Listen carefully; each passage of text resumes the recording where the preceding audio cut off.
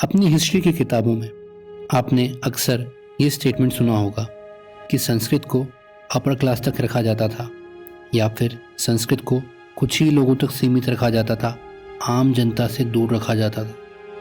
उसके पीछे एक स्पेसिफिक रीज़न था और आज हम उसी पे डिस्कस करेंगे कि कैसे संस्कृत सिर्फ एक लैंग्वेज ही नहीं है, एक वेपन है, एक माध्यम है जिसका अभाव ही कास्ट सिस्टम का कारण बना और जिसको जीत कर ही हम कास्ट सिस्टम को अब देश से काफ़ी कम कर सकते हैं। सो दोस्तों, इन सब की शुरुआत होती है कुछ समय पहले मैंने संस्कृत संभाषण में भाग लिया और मैंने रियलाइज़ किया कि संस्कृत एक काफ़ी स्ट्रक्चर्ड, साइंटिफिक और आर्टफुल लैंग्वेज है और हमारे बिलीव के अपोजिट इस सीखने में इतनी डिफ़िकल्ट भी नहीं है जैसा कि बताया जाता है। और मेरी जिज्ञासा संस्कृत को जानने के प्रति और बढ़ती गई और मैंने रियलाइज़ किया कि कई बार तो बातें काफ़ी डायरेक्ट और सिंपल होती हैं, बट आज तक जिन लोगों ने भी हमारे लिए उनका अनुवाद किया वो काफ़ी कॉम्प्लेक्स या गलत कर दिया।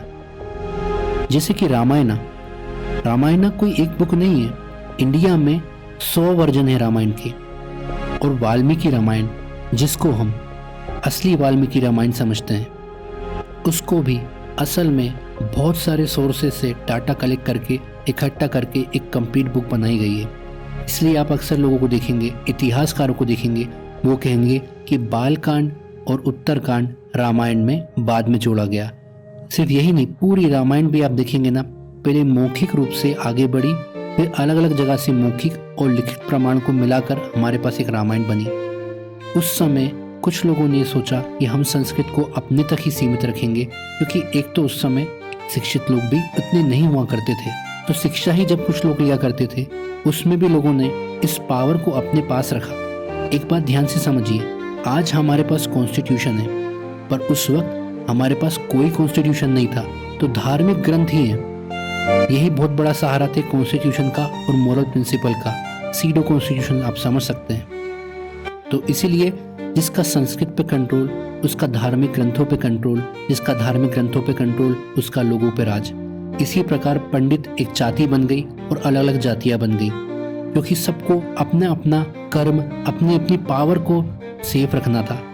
आज जिन किताबों को हम अपने ग्रंथ समझते हैं, ये पूरे कालखंड से कई बार मॉडिफाइड हुए हैं और सिर्फ मॉडिफाइड हुए हैं कुछ टाइप की जातों को, कुछ टाइप की क्लास के लोगों को फायदा पहुंचाने के लिए। जो नहीं कर पाए वो शूद्र रह गए। तो दोस्तों, अगर आप आज के समय में देखेंगे, अगर आप ध्यान से देखेंगे कि संस्कृत का प्रयोग इतना नहीं है, लेकिन फिर भी हमारे शहरों के नाम, बच्चों के नाम, जगहों के नाम, मूर्तियों के नाम संस्कृत पे आधारित है। इनडायरेक्टली संस्कृत का आज भी काफ़ी प्रभाव है और पूजा पाठ में तो खासकर। और अगर आप इस बात को अगर समझते हैं तो एक सिंपल सी बात समझिए, आज के समय आपको एक पुजारी की ज़रूरत क्यों है?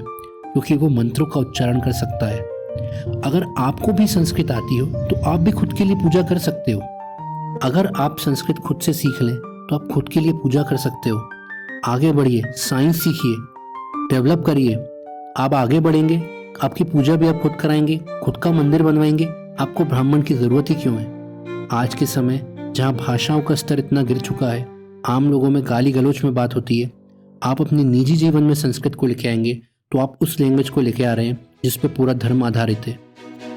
साउथ इंडिया में अन्य भाषाएं जो कि बहुत पौराणिक है, संस्कृत जैसी ही, पर जो हिंदू धर्म वर्क करता है वो उन ग्रंथों पे करता है जिसमें बहुत सारा संस्कृत है। तो अगर आप संस्कृत को अपनी डे टू डे लाइफ में लाएंगे, अपने बच्चों के साथ बात करेंगे, परिवार में बात करेंगे, तो आप उस भाषा को लेके आ रहे हो जो आपके धर्म को कंट्रोल करती है। एक समय ऐसा आएगा जब आप आगे बढ़ेंगे और आपको संस्कृत भी आती होगी, आपको ब्राह्मण की ज़रूरत ही नहीं पड़ेगी। और इस प्रकार से संस्कृत का उपयोग करके, जो कि एक ऐसी भाषा है जो अपने साथ रिस्पेक्ट और डिग्निटी को लेके चलती है, बहुत स्ट्रक्चर्ड और साइंटिफिक लैंग्वेज है, अगर आप उसको डे टू डे लाइफ में इन्वॉल्व करेंगे, अपने परिवार में बात करेंगे, अपनी आम बोलचाल की भाषा में इंक्लूड करेंगे, तो आप उस भाषा से अपने आप को आत्मनिर्भर बना सकते हो। आप आगे बढ़ोगे, आप आत्मनिर्भर होगे, आपको किसी की ज़रूरत नहीं पड़ेगी। This is how you reduce the caste system, by decreasing the utility, not by hating the Brahmans, by becoming आत्मनिर्भर। जय हिंद दोस्तों।